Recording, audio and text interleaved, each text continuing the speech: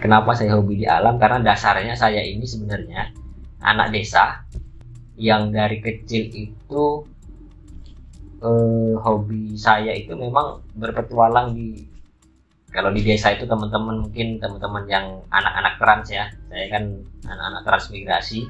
Jadi di desa itu kami dulu masa kecilnya itu mainnya di sungai, mainnya di hutan, di gua. Kalau kami dulu ada gua di salah satu desa, di desa Kumain, di Kecamatan Tandun, Kabupaten Rokan Hulu, di Riau ya. Pengibaran bendera merah putih sepanjang 1000 meter di Gunung Marapi pas ketika 17 Agustus. Ruang Dunia. Assalamualaikum warahmatullahi wabarakatuh. Wah, luar biasa. Kali ini kita tetap di Ruang Dunia, walau sedikit berbeda, tapi ini sifatnya sementara karena mengingat kami lagi di luar base camp, artinya kami tidak lagi di base camp, kami lagi di Tembilahan. Walaupun kita tidak di base camp, di ruang dunia, saya pribadi ingin berbagi cerita, ingin berbagi kisah kepada teman-teman semua. Setelah dari Tembilahan, nantinya kita akan mengundang kembali narasumber yang tentu teman-teman pastinya menunggu. Sebagian orang menunggu, sebagian lagi mungkin tidak menunggu lah, tapi tidak apa-apa. Mungkin yang tidak menunggu itu nanti akan menonton video ini dan mendengarkan satu video ke video-video lainnya. Nah, tentu teman-teman yang sudah menonton dan sudah mengikuti video-video kami di Ruang Dunia, ini adalah informasi, sifatnya edukasi dan supaya teman-teman ketika nantinya berada di alam, kemudian merasakan hal-hal, kalau cerita misteri, merasakan hal-hal mistis, ya tentu kembali lagi teman-teman kira-kira bagaimana mengatasinya. Nah, kemudian ketika mengalami hal-hal yang unik, yang senang, yang happy ya, tentu teman-teman akan berbeda pula cara merasakannya dan mengungkapkannya. Nah, sebagian orang mengungkapkan rasa takut, mengungkapkan rasa senang itu mempunyai porsinya masing-masing. Nah, ini kembali lagi ke teman-teman. Oke, kali ini mungkin dan di beberapa video-video selanjutnya saya akan sendiri, dan kemarin ada yang kasih informasi kalau kira-kira teman-teman yang tidak mau duduk di kursi Ruang Dunia, kira-kira bagaimana Bang, katanya. Nah, ada yang kasih masukan kalau kira-kira yang tidak mau tampil, yang tidak mau hadir di Ruang Dunia karena malu, kemudian karena jarak, mungkin teman-teman bisa sharing, bisa mencatat melalui handphone, kemudian melalui laptop atau PC Microsoft Word. Nah, nantinya teman-teman silahkan kirim di WA ataupun di email kami, di Gmail kami ya. Teman-teman bisa kirim di Gmail kami arvinadventure@gmail.com. Saya ulangi, arvinadventure@gmail.com. Nah, teman-teman silahkan kirim cerita, kirim kisah teman-teman semuanya di Gmail tersebut. Nah, nantinya saya di sini akan membacakan. Kalaupun teman-teman tetap ingin disamarkan namanya, berdasarkan permintaan teman-teman, nantinya saya akan samarkan. Tapi kalau teman-teman tidak ingin disamarkan dan kita tetap ingin bacakan namanya, silahkan. Nah, jadi teman-teman silahkan review kembali, ingat kembali apa yang telah terjadi saat teman-teman di alam, ataupun teman-teman mau berkegiatan di alam nih tapi tidak mau bercerita di sini, boleh. Jadi teman-teman tulis, teman-teman kirim, nanti saya akan bacakan, saya akan share ke teman-teman sebanyak-banyaknya, supaya di channel ini, channel yang tentunya ditunggu-tunggu teman-teman semuanya, karena channel ini harapan saya, harapan tim, channel yang bisa berbagi informasi, edukasi, dan lain sebagainya seputar alam, pariwisata, lingkungan, dan budaya, kurang lebih seperti itu.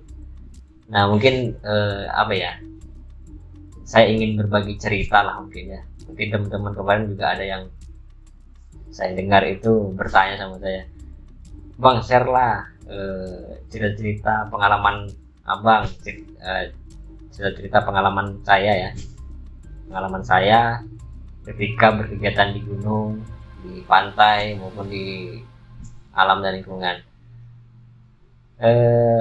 Oke, saya akan bercerita sedikit ya, sedikit aja bercerita bagaimana saya bisa terjun di dunia pegiat alam, yang sebenarnya kalau dipikir-pikir ketika kuliah dulu saya tidak bergabung di Mapala karena ada keterbatasan waktu, karena saya bergabung di organisasi lain. Saya bergabung di organisasi eksternal kampus, saya di HMI waktu itu, berkegiatan di HMI aktif, dan kemudian saya berpikir ketika saya nanti masuk di Mapala, khawatirnya tidak bisa membagi waktu. Tapi sebenarnya ketika kita berkegiatan di lingkungan, di eksternal kampus maupun internal kampus, itu tidak ada kaitannya. Tapi waktu itu saya berpikir seperti itu. Nah, tapi teman-teman ketika ingin bergabung di Mapala nggak apa-apa. Ketika ingin bergabung di organisasi eksternal kampus juga tidak masalah, karena itu tidak dua hal yang berbeda. Tidak satu kampus, organisasi yang tidak satu kampus, melainkan organisasi yang berada di luar dan dalam kampus. Nah, jadi teman-teman kalau mau masuk Mapala sangat bagus. Nah, jadi pengalaman saya pribadi, saya tidak anak Mapala, apa ya? Ya, tentu menjadi hal yang dipertanyakan sebenarnya. Kok bukan anak Mapala kok malah hobi di alam gitu kan?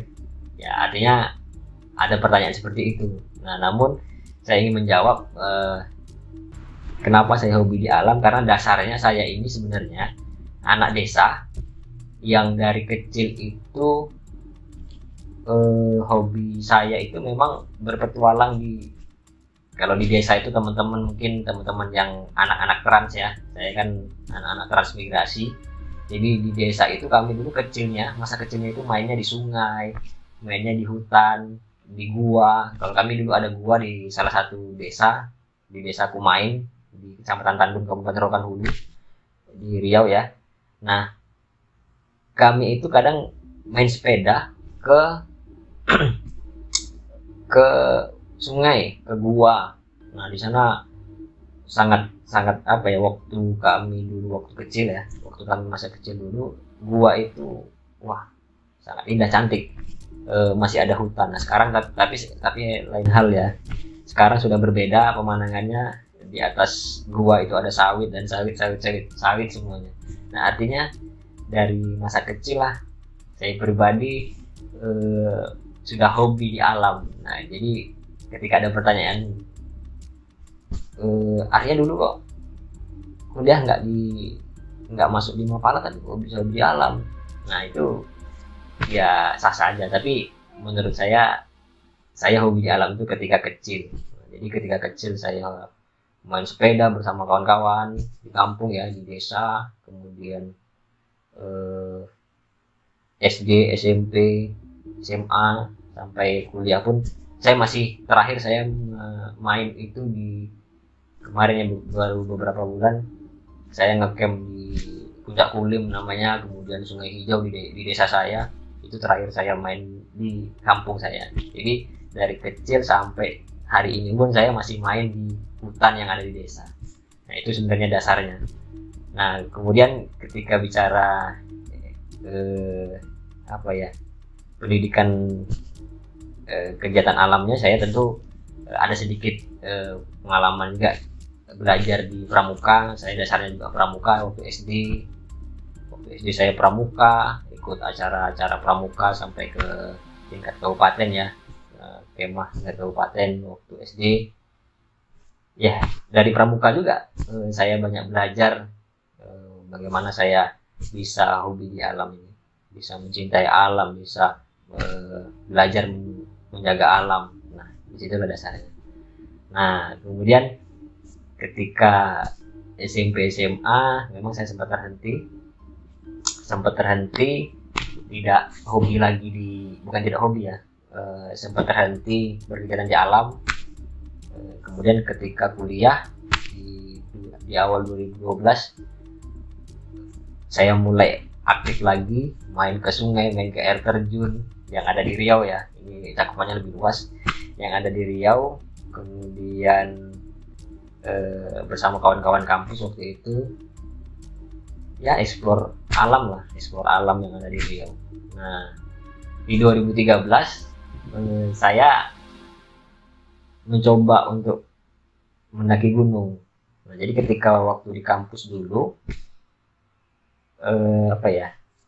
saya ini pernah ikut organisasi internal ya, maksudnya ikut aktif di organisasi internal. Kemudian ada teman-teman yang mengajak kan gitu, awalnya ada yang mengajak tapi tidak jadi. Nah, di satu momen ada waktu itu teman-teman senior saya waktu itu di teknik mesin di fakultas hukum, nah sama di Unri ya, di fakultas pendidikan. Nah, jadi ingin mendaki gunung. Nah, waktu itu kan karena awalnya saya pribadi ini bersama kawan-kawan, nah, cuman pas ada kebetulan senior saya mengajak untuk ikut ke gunung. Nah, waktu itu pula saya langsung berangkat. Saya persiapan nggak lama lah, kayak kalau saya nggak salah itu sekitar 3-4 hari saya persiapan. Tapi sebenarnya itu nggak boleh ditiru sebenarnya. Awal dari pendakian itu kejebak sih bukan, cuman lebih ke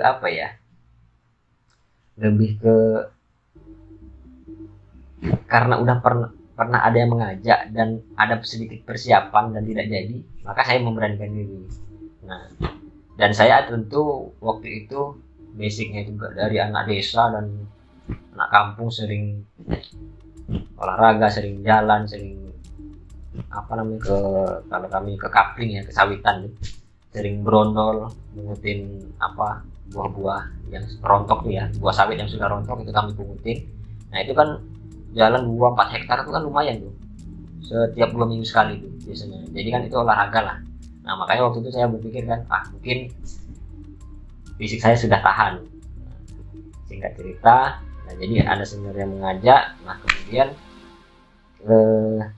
waktu itu kalau nggak salah saya sebutkan namanya ya, ada Bang Ai ya, Bang Lutfi, kemudian Bang Halki, dan ada perempuannya nih Kak Yeti, kemudian Kak Elin, teman saya ada Iksan, satu lagi itu ada almarhum Heru, dan sudah meninggal waktu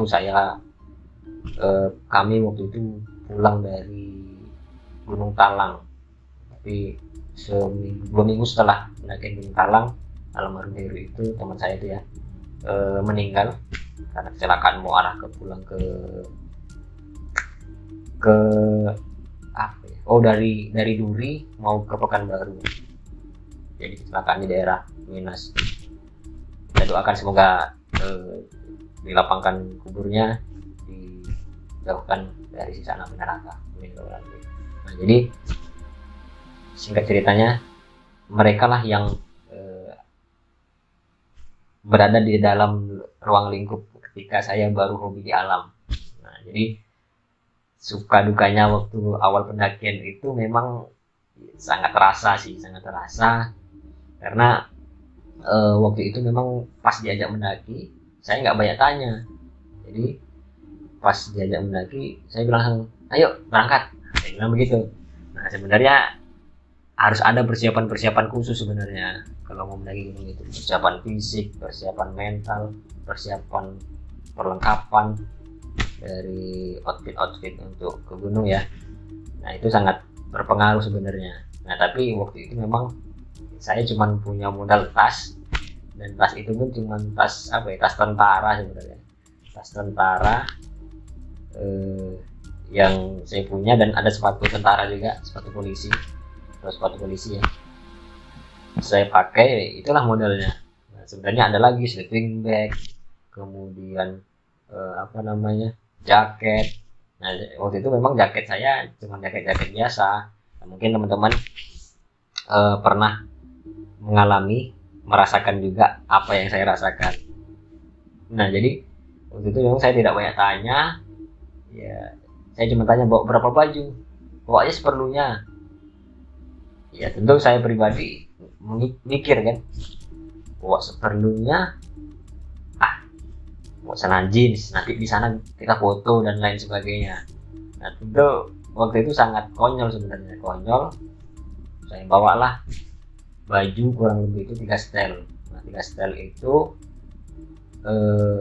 kalau 3 setelnya outfit untuk mendaki gunung tidak masalah. Nah yang jadi persoalan ini 3 setel outfit untuk ke mall.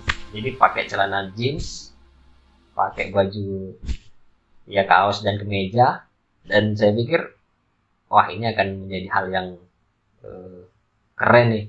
Ternyata tidak, justru tidak, bahwa celana jeans style-stylean kemeja itu tidak keren kalau bagi saya pribadi waktu itu ya, karena saya sendiri yang merasakan.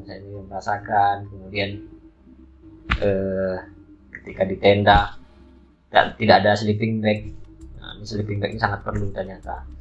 Saya cuman sekali tidak memakai sleeping bag waktu itu, waktu ke gunung ya, sampai hari ini. Nah jadi karena pemahaman saya banyak baju, banyak celana kita pakai, kemudian akan akan aman lah ketika di gunung, ketika dingin melanda. Saya pakai 3 setel baju, 2 setel baju akan aman, tapi ternyata tidak. Wah ini kan lucu.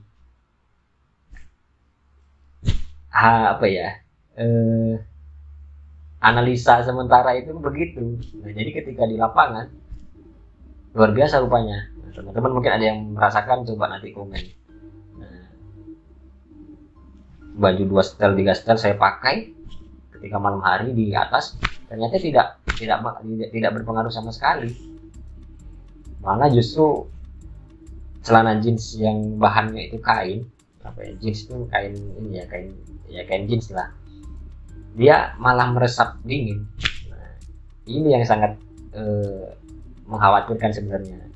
Padahal itu bisa berpotensi hipotermia. Jadi ketika kedinginan sampai yang akut ya, dia akan merasakan hal yang sangat-sangat mengerikan, bahkan mematikan, hipotermia itu. Jadi teman-teman nanti ketika ingin berkegiatan di gunung, silahkan beli ataupun sewa sleeping bag, ada tuh.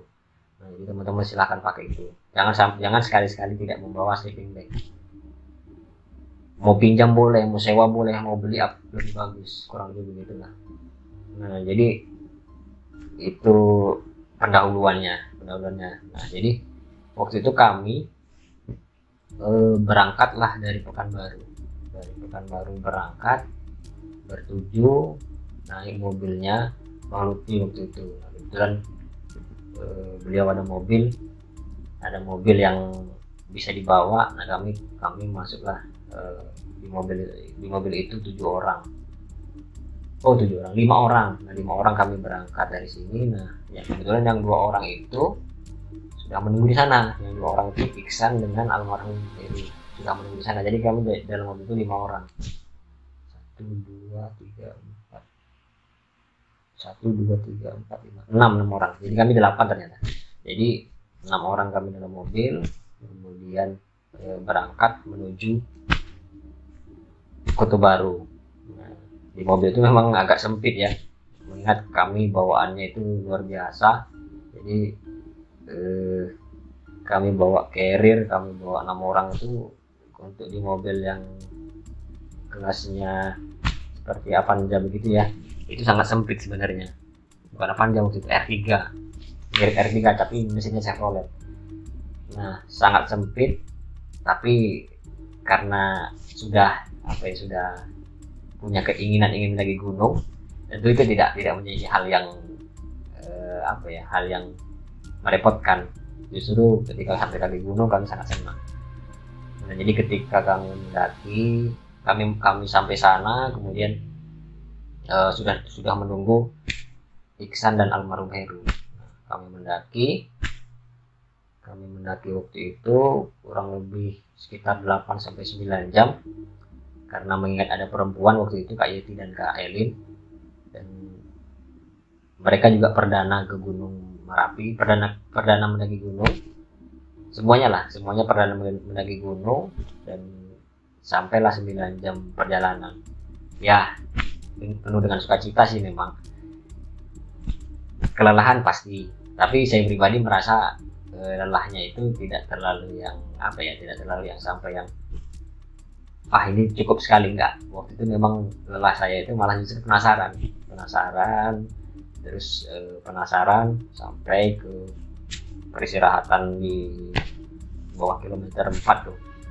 Di bawah kilometer 4 kami makan siang, kemudian sholat makan lah ya jelas. Kemudian setelah itu melanjutkan perjalanan lagi, sampailah kami ngecamp di Pintu Angin. Nah, Pintu Angin itu di bawah warung Maknaro. Nah, jadi warung Maknaro dulu itu belum ada warung, malah justru belum ada warung. Di bawah itu ada Pintu Angin. Nah, kami disitulah ngecamp.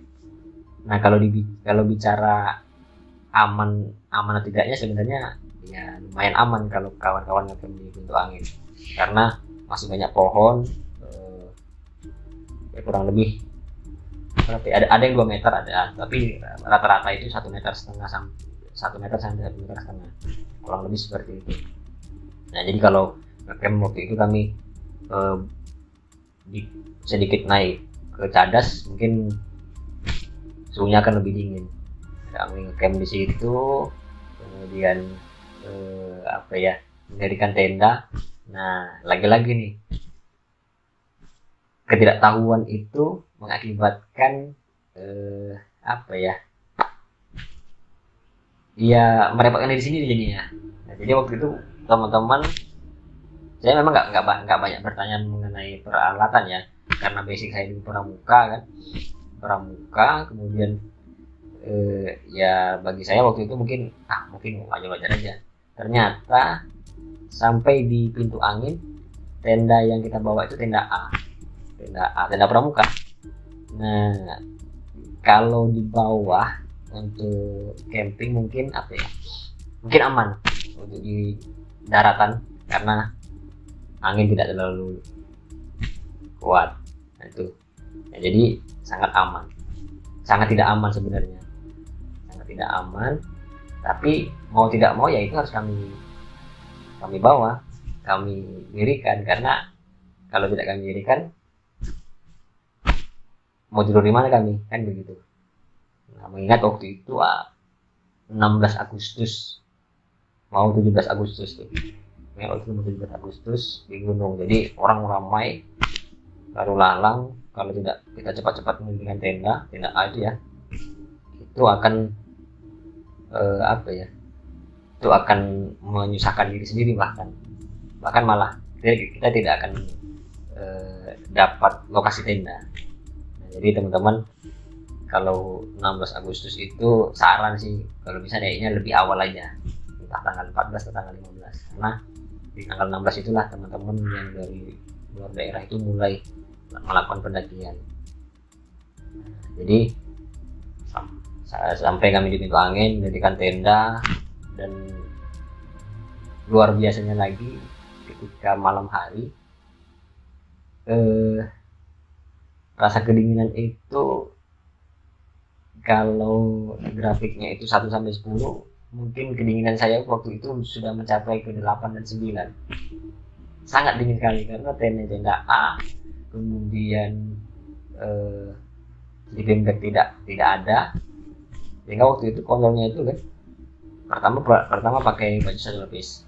Nah, kemudian karena merasa dingin, keluarkan lagi dari tas, pakai lagi, masih dingin ini kan. Kemudian masih dingin, pakai lagi, dan sampai akhirnya saya kehabisan baju. 3 sekali tadi ya, kehabisan baju, saya bawa itu, saya pakai.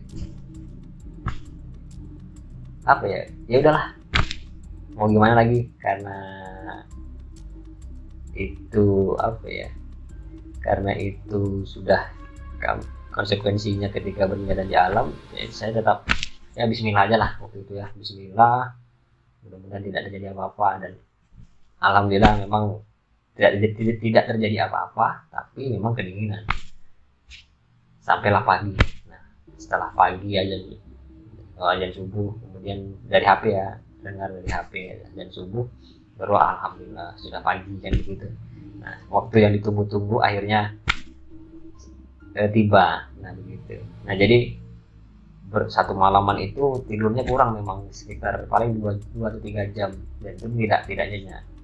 Tapi saya berpikir apakah begini orang mendaki gunung gitu kan.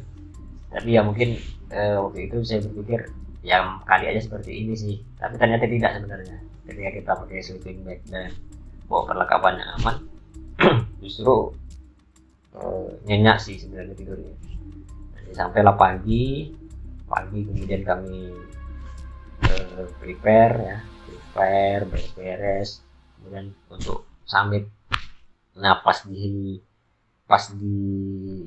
hari itu juga, karena 17 Agustus, pengalaman yang sangat seru sebenarnya. Pengalaman yang sangat seru karena di momen itu pas ada dari berbagai organisasi melakukan kegiatan pengibaran bendera sepanjang 1000 meter. Nah, mungkin teman-teman nanti bisa buka di Google ataupun di Instagram ataupun Facebook, silahkan ketik aja pengibaran bendera merah putih sepanjang 1000 meter di Gunung Marapi pas ketika 17 Agustus. Nah itu sangat menyenangkan bagi saya. Jadi rasa capek, lelah, kedinginan itu hilang ketika melihat ada momentum yang sangat luar biasa, hari kemerdekaan, mengibarkan bendera sepanjang 1000 meter. Itu sangat panjang sekali. Kalau dari Maknaro itu, dari atas pintu angin ya, dari kedai Maknaro itu sampai ke lapangan itu terus mengular. Kalau saya lihat tuh waktu itu benderanya itu disambung. Jadi itulah pengalaman yang sangat menyenangkan, seru, asik pertama kali kedinginan dan lain sebagainya, capek, lelah, tapi endingnya memang karena ada pengibaran bendera merah putih. Kemudian kami sampai puncak. Nggak sampai puncak, kami malah sampai Tugu Ampel. Kami tidak ke puncak, dan kami sebenarnya tidak ikut upacara, tapi mengingat ada Kak Elin sama Kak Yeti kelelahan, ya udah kita di Tugu Ampel aja. Kami di Tugu Ampel ya, foto-foto di situ, dan setelah foto-foto kami turun. Nah jadi sedikit saya pas lah pengalaman awal saya waktu mendaki gunung. Nah bagaimana proses perjalanannya, kemudian di tenda bagaimana, kemudian pas di puncak itu bagaimana, nanti kita share di video selanjutnya. Nah jadi berawal dari situlah hobi saya di alam dan mendaki gunung. Dan bagi teman-teman nanti yang ingin berbagi cerita melalui pesan WA dan Gmail, silahkan dikirim. Oke teman-teman, terima kasih. Singkat ceritanya itu dulu yang dapat saya bagikan ke teman-teman. Assalamualaikum warahmatullahi wabarakatuh. Ruang Dunia.